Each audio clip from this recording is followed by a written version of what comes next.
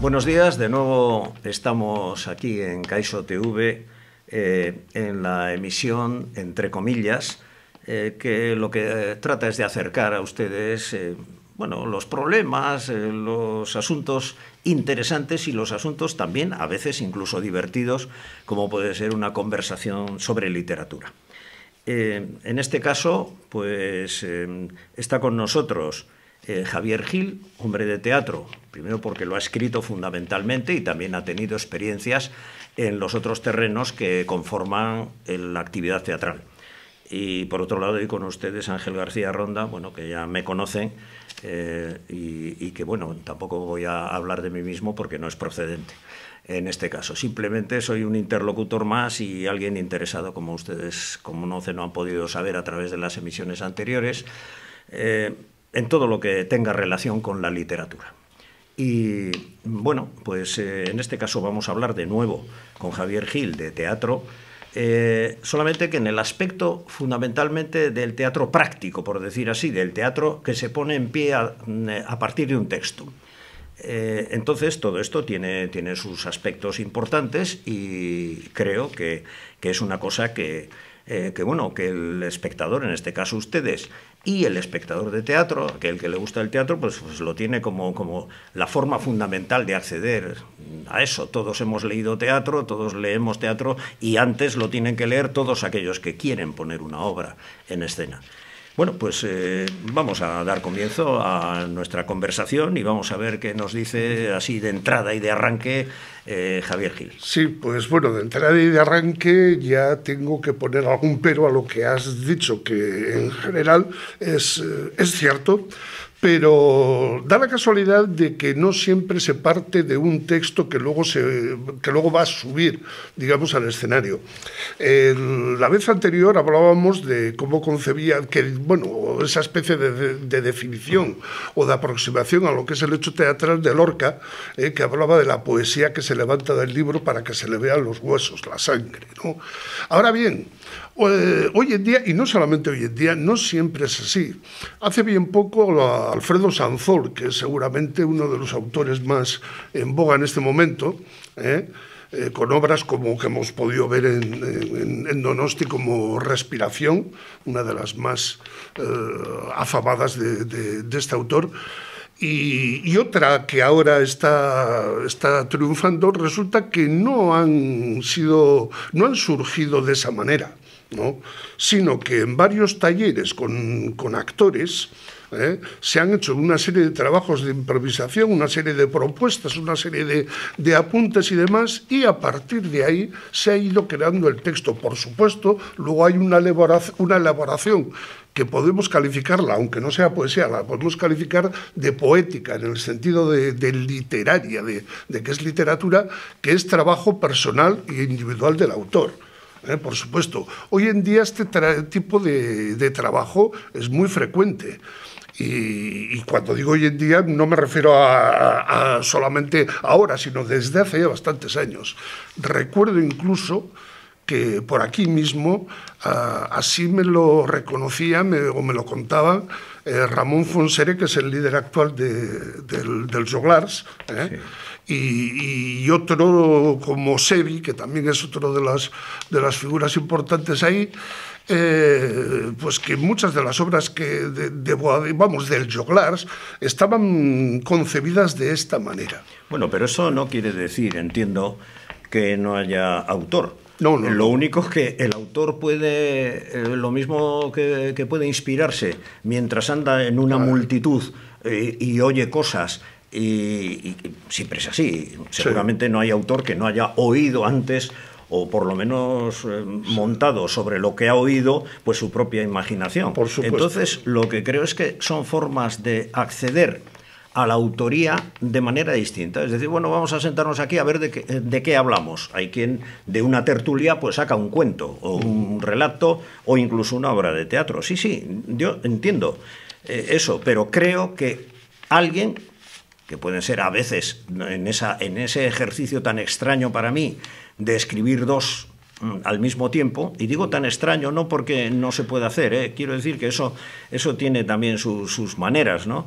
Por supuesto, pero en un ejercicio que es raro, porque la soledad es una cosa que acompaña necesariamente al autor. Pues resulta que, claro, lo que hay es que entre varios, pues a lo mejor se sacan unas ideas, etcétera, pero alguien tiene que plasmarlo después para poder hacerlo con suficiente construcción como para que resulte teatro y no resulte meramente improvisación circense o improvisación, que a veces puede ser graciosa también, de una tertulia totalmente improvisada, ¿no? Vamos, ese debate ya, yo creo incluso que está zanjado, ¿no? Y recuerdo también, hablando de citas de este tipo, como José Luis Alonso de Santos, en una feria de teatro de las primeras, aquí, pues decía, es que a veces me vienen algunos actores con debates ya muy antiguos, hablando de lo que acabas de decir. Y en efecto, no se trata de no reconocer la autoría, estaría bueno. Vamos a ver, lo que pasa es que el teatro es un arte colectivo y claro, tiene especialistas, pues eso, en interpretación, en luminotecnia y tal, y está el poeta, como se decía antes, porque en español no se decía el autor, sino se decía el poeta, al escritor, autor de teatro, ¿no? Y efectivamente, las ideas pueden venir de muchas partes, claro, pero luego está ahí alguien que sabe construir todo eso con todos los ingredientes y con todos los elementos. Eso es cierto, es evidente que puede hacerse teatro incluso sin todo eso que has dicho, ni luminotecnia, ni lo otro, ni lo más allá. Es decir, un señor hablando solo e improvisadamente, pues a veces puede ser teatro, ¿por qué no? O lo es, ¿no? Según cómo sea, no se está dirigiendo de una manera, sino de una manera para que le escuchen. Sí. Quiero decir que no meramente en una tertulia, sino que está diciendo eso. Teatro es... ¿qué voy a decir yo? Pues un mitin improvisado, también es teatro, ¿no? Es evidente, o sea, que forma parte del concepto dramático, porque está expresando lo que sea, el que quiere convencer allí a alguien, a una multitud de lo que sea, como nos quieren convencer del gran amor que tenían Romeo y Julieta, ¿no? Pues, otra cosa es la intención estética que pueda tener un mitin, ¿no? Ninguna, normalmente, ¿no? Pero, o sea, es puramente pues programática y publicitaria, ¿no? O sea, pero bueno, pero que quiero decir que las formas entiendo que son parecidas, ¿no? Yo lo que quería es conducir un poco a esta otra, a la manera que sea de poner en pie, decía, un texto más o menos perfecto, hecho anteriormente o improvisado, o como sea, o traído de un lugar o de otro, o de una forma u otra, pues ponerlo un poco por hacerlo de una manera un tanto clásica. Hay aspectos que son a considerar. Por ejemplo, lo primero con que se encuentra alguien que tiene que ser el conductor de la puesta en marcha de una obra de teatro, que es la atmósfera que tiene que existir según él, porque también hay interpretación, claro, por parte del que dispone la escena, ¿no? Tiene que tener una idea acerca de la obra, de lo que ella quiere decir y de cómo le ha resonado a él, y él quiere que resuenen los demás a través de él, ¿no? Claro. Entonces, pero eso, lo primero que es la creación de o sea, decir, bueno, aquí tengo que plantear una atmósfera en la que quienes nos escuchan pues deben de tener esa idea que nosotros hemos sacado, que yo he sacado. Primero lo que tiene que tener el que vaya a dirigir esa puesta en escena es una, digamos, un tener bien claro lo que es ese texto, si ha sido a través de una lectura, cómo le ha llegado. Lo digo porque muchas veces es a través de una puesta en escena. Han dicho varios directores, yo vi en París tal cosa. Claro.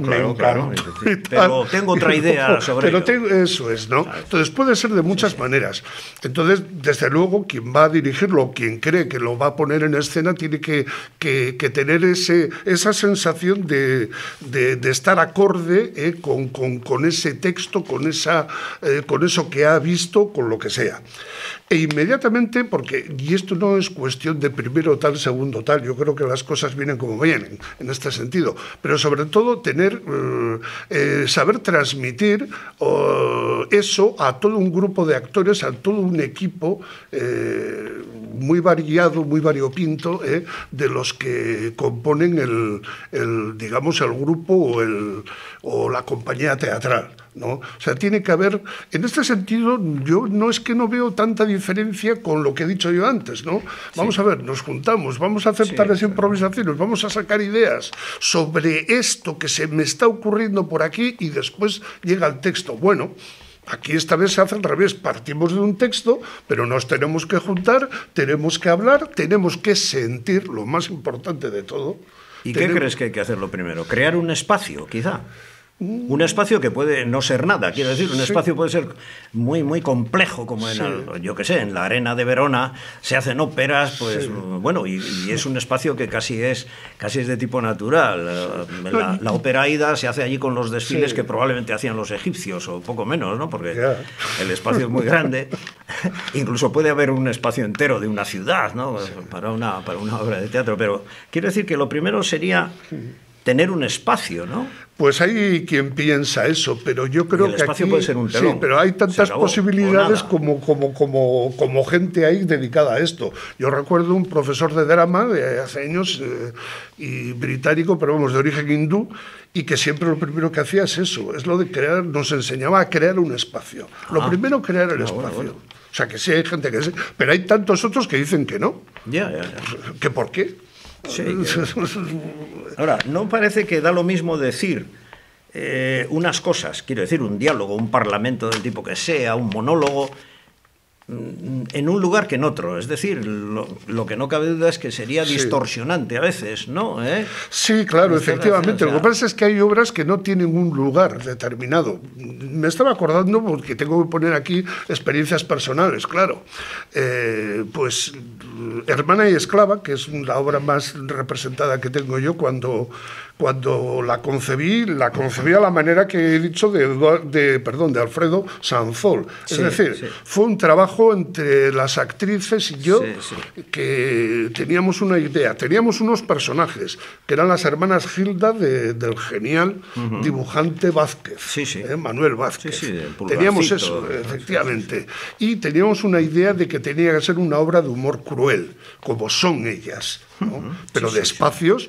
Un espacio absolutamente virtual, de TVO, de cómic. Claro. Bueno, siempre hay una casa, ¿no? Sí, efectivamente. Las hermanas Gilda se desarrollan en una casa con alguna salida afuera, ¿verdad? Pues a la compra o algo así. Pero al mismo tiempo, en esa salida, pues resulta que aparece el campo en las ensoñaciones de Hermenegilda. Y en mi obra, bueno, nuestra obra, porque en ese momento la consideré conjunta, pues efectivamente había ensoñaciones en las que aparecía mágicamente el campo, ¿no? Con esto quiero decir que, bueno, que es que lo del espacio puede ser muy relativo, el espacio en un sentido hasta metafórico. Claro. Lo que te decía antes de un telón de fondo a lo mejor, y ello quiere crear en el espectador, bueno, para que él imagine que está, pues no lo sé, en la ciudad tal o en el o en el Valhalla, ¿no? Claro, es que es muy importante eso que acabas de decir, porque es crucial, es elemental que el público participe de los convencionalismos, porque el teatro es un arte convencional donde los haya, absolutamente. Entonces, y estos cambian con el tiempo a lo largo de la historia. Claro, los convencionalismos dramáticos de hace 5 o 6 siglos no eran exactamente iguales que los de ahora.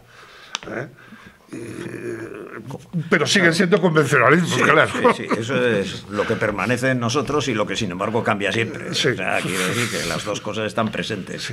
¿No? O sea, ahora, yo creo que eso, lo de la creación del espacio, sí, pero luego hay una cuestión yo diría que de la puesta en escena propiamente dicha, que implica, entiendo, a lo mejor me equivoco y además me controviertes, que esto es lo que me hace a mí al menos saber más.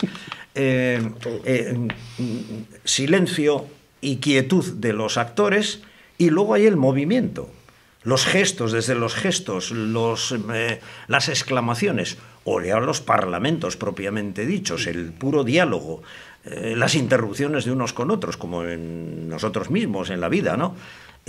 Todo eso, o sea, lo que es el movimiento primero y el ruido, por decir así, opuesto al silencio, que en principio existe, se puede decir, cuando se abre un telón y pues allí hay o no hay nadie. Hay veces que no hay nadie, no hay ningún... Pero no es eso lo que a continuación, la puesta en escena tiene muchísima importancia, eso, cómo se mueven los... cómo se tienen que mover los actores, de dónde a dónde, de dónde se entra y de dónde se sale. Porque teniendo en cuenta que siempre, de una manera o de otra, hay esa cuarta pared por un lado, o si no, es un teatro circular donde no hay paredes, ¿no? Donde las paredes las hacen los espectadores, ¿no? La cuarta pared se puede romper y de hecho cantidad de veces se rompe también, ¿no? Pero quiero decir que todo eso, todo lo que es ya dinámica en el teatro, me parece a mí que eso todo eso que estás diciendo tiene efectivamente fundamental, ¿no? Por supuesto. Ahora, que si primero es una cosa, después otra o cómo y tal, porque claro, hay que hacerlo al principio un poco por partes y luego tiene que estar todo ensamblado, ¿no? Pues hay de todo, hay gente que piensa que el movimiento es crucial, esencial. Había cierta, por ejemplo, en los años 60, 70, había cierta obsesión por el movimiento, la partitura de movimientos que se decía, y por dónde tienes que venir y tal, y cómo tienes que estar antes que cualquier otra cuestión. Hoy en día hay gente que te dice que no tiene por qué ser así. Y en cuanto al trabajo de actores, porque es lo otro que el espectador más común, nosotros, pues siempre lo que ves, el que te transmite la cuestión, al final es el actor. Hombre, claro, que habla, o sea, o tiene gestos, o lo que sea, ¿no? Pero por eso, o se mueve. Lanzando un poco con lo de antes, por eso el actor es un elemento imprescindible para que haya teatro. Y no tanto el autor, curiosamente. Es preferible, pero se puede hacer teatro sin autor. Ahora, sin actor, seguro que no. Pero, entonces el actor se convierte también en autor, ¿no? Sí. Un teatro que sea, es decir, que improvise alguien o... No, pues aunque no improvise, además que el actor tiene que sentir, o sea...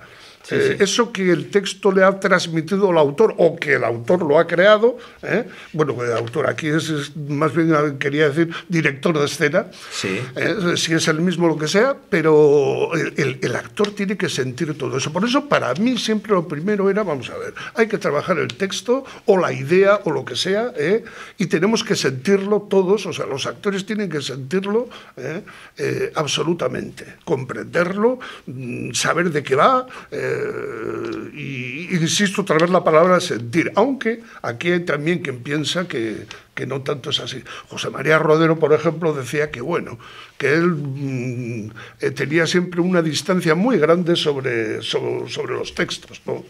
Y que él tenía oficio de actor e interpretaba, pero que eso de que meterse en la piel del personaje que le parecía un exceso. Bueno, sí, eso es lo de estar frío, digamos, o estar caliente. O estar caliente. El por actor, eso digo, ¿no?, que hay para todos los gustos. Ahora bien, el actor no tiene muchas veces la tentación, ya que se acaba eso, no tiene muchas veces la tentación también de ser autor cuando mete lo que se llama morcillas, ¿no? Es decir, sustituye un texto por otro. A veces supongo que es porque se ha olvidado en ese instante del texto y claro, tiene que sustituir una palabra o una frase por otra que no recuerda, pero no tiene a veces la tentación esa. Y después, sobre todo, pienso, los que hacen muchas veces una obra que ya ellos mismos tienen ganas a lo mejor de meter alguna cosa, de cambiar un poquito. Efectivamente, lo que pasa es que eso depende. Si un actor lo hace por divertirse él, sin tener en cuenta al público, pues fatal, claro, eso es el actor morcillero que no. Ahora, otra cosa es que conociendo el sentido del texto, el espíritu de la obra, por eso decía, el que ha hecho muchas veces una misma muchas obra, veces, pues, supongo que está interpretando en el sentido más amplio. No le ha salido tal palabra y ha dicho tal otra cuestión. O incluso considera, dice, voy a meter aquí esta otra palabra o esta otra frase que puede... Eso ya... Pero esa A mí me parece que esa tentación yo la he visto en ocasiones, ¿no? Y luego preguntarle al actor y dice, bueno, pues sí, porque no sé, me parecía que caía mejor ahí, que tenía un poco más de gracia aquello, que yo qué sé. Sí, no, lo que pasa es que eso, bueno, se debe de consultar con el director, claro. O sea, bueno, ya, lo que pasa es que eso está también... Otra cosa es que de repente ahí te ha venido y has tenido que soltar algo, y me estoy acordando de algún hecho así, y si va con el espíritu de la obra, pues igual no se nota, pero hombre, claro, no quiere decir que tengas que animar a que siempre sea así. Lo que pasa es que, como hemos dicho muchas veces, ¿no?, el hecho teatral, la puesta en escena, pues es que no hay dos iguales. No, claro, efectivamente. Claro. Lo representado un día ha salido de tal manera y otro día otro. Voy a contar la anécdota porque creo que es muy significativo sobre alguien del que ya hablamos en el Ateneo, que fue don Ramón del Valle Inclán. Y en las galas del difunto, uno de sus esperpentos más geniales, ¿no? Hablando la niña del pecado, ¿no?, con el Juanillo Ventolera, ¿no? Este habla de Cuba, que era una vergüenza esa cochina guerra, ¿no? Habría que disparar contra los oficiales. Y tenía que decir la actriz, que la había dirigido yo, dice, ya, pero muchos lo dicen y ninguno lo hace. Y esta, muy jovencita ella, con todo su arremango soltó, ya, pero todos lo hacen y ninguno lo dice.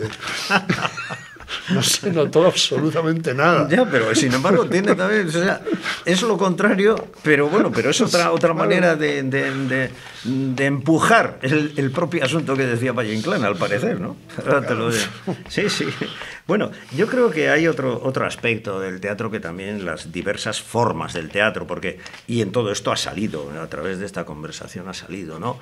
Pues tiene esas formas que no son precisamente nada más estas pequeñas cosas o estas aparentemente pequeñas cosas que ya suceden dentro de la obra de teatro, sino que el mismo inicio es distinto. Y yo entiendo que puede haber, se me ocurre, el teatro musical, por ejemplo, que el teatro musical es algo que tiene otra complejidad, la música propiamente dicha, que además la música es otro arte, que claro, que no es la literatura, que no es los textos, y que tiene sus exigencias también y sus ganas de preponderar, ¿no? Y entonces, bueno, pues está ahí el teatro musical, tanto en lo que conocemos como clásico, la ópera, la zarzuela, la opereta, como este otro teatro que se ha impuesto más en estos últimos, bueno, imponer o por lo menos estar vivo, de la comedia musical, de la llamada comedia musical, que a veces da con la opereta, porque la verdad es que no es muy distinto de ella, e incluso con la ópera en ocasiones, ¿no? Y luego además hay otra cosa, y quiero apuntar la otra forma de la dramaturgia, que es el cine, ¿no? Porque el cine es como una obra también puesta, solamente que tiene como las posibilidades que le da la propia forma, pues de tener muchos escenarios distintos y muchas fórmulas. Hay hasta cine con varias pantallas al mismo tiempo, quiero decir que de todo hay, ¿no? O sea que las formas técnicas pues le han permitido en la televisión, etcétera. Quiero decir, pero que hay una dramaturgia nueva a través de una nueva técnica, ¿no? O sea, teatro musical y también la otra forma que es el cine. Un poco por partes, ¿no? En el caso del teatro musical habría que distinguir, pienso yo, entre lo que es propiamente teatro musical y de teatro con música. Vamos a ver, teatro con música y danza lo ha habido siempre, porque vamos desde los orígenes del teatro, y no digamos en el teatro clásico español del siglo de oro. La música siempre y la danza siempre había partes que eran exactamente. Lo bailadas, que pasa es que cantadas, etcétera. A partir sobre todo del siglo XVIII y sobre todo el XIX y demás, lo que ya asistimos ya no es a teatro con música, sino teatro verdaderamente musical, en el que la música, el texto, la interpretación gestual, etcétera, está todo tan imbricado y ensamblado que no hay modo casi de separarlo. Efectivamente, eso por un lado. Pero en cuanto a las distintas formas de dramaturgia, vamos a ver, yo creo que es que hay que tenerlas muy en cuenta porque es trabajo dramatúrgico, tanto el del cine como el de las series de televisión. Ahora, son distintas. ¿Es distinto el teatro de eso? Hombre, sí, pero tiene que ver con. Tiene que ver con. De hecho, además, las posibilidades del cine y del teatro, y de la televisión, que son inmensas, de cambiar, quitar, poner, etcétera, en realidad también existen en el teatro. Lo que pasa es que en el teatro se ve. Claro, es decir, sí, han representado una obra tal vez y la han hecho de esta manera. Sí, está encarnado, por Está decir encarnado, eso, pero luego se junta la compañía, vamos a ver, pues esto hay que quitar, esto se puede poner, incluso a veces se habla con el actor y ¿a ti qué te parece? Ah, pues mira, sí, yo lo había escrito, pero yo creo que este apartado se puede suprimir o se puede transformar. Y lo hemos hecho muchas veces. Sí, sí. Ahora, entonces, la diferencia está en que en el teatro, el teatro de siempre, por llamarlo de alguna manera, se ve eso. Sí, claro, sí. En el cine no, porque ya tienes un producto... Sí, sí. El cine es un producto de lo que se quiere ver y lo que se quiere disimular también. Claro. O sea, porque quiere decir que la propia técnica permite disimular, ¿no? Sí. Yo lo que creo es que el cine, desde un punto de vista de alguien, de un escritor, ¿no? Es un poco, en realidad, que puede tener más o menos cantidad de componente de un caso que de otro, o de un asunto que de otro, es una mezcla de teatro y de relato. O sea, yo creo que hay las dos cosas ahí. Siempre hay relato y siempre hay teatro, ¿no?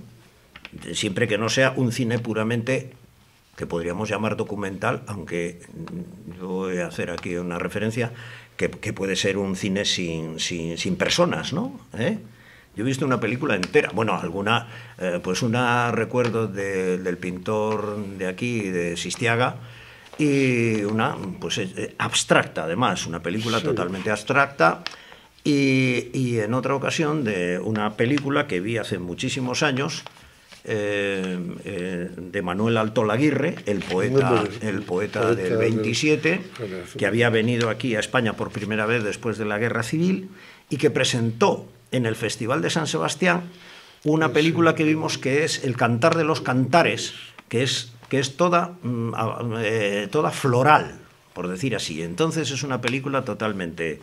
Para mí es inolvidable, primero, porque no he visto una película como esa, pero además es que 2 días después Manuel Altolaguirre tenía un accidente, había venido por primera vez a España, como he dicho, después de la guerra, y se mató en un accidente yendo a Madrid desde aquí, desde San Sebastián, en Burgos, y eso, claro, también ha hecho quizá que lo fije mucho, ¿no?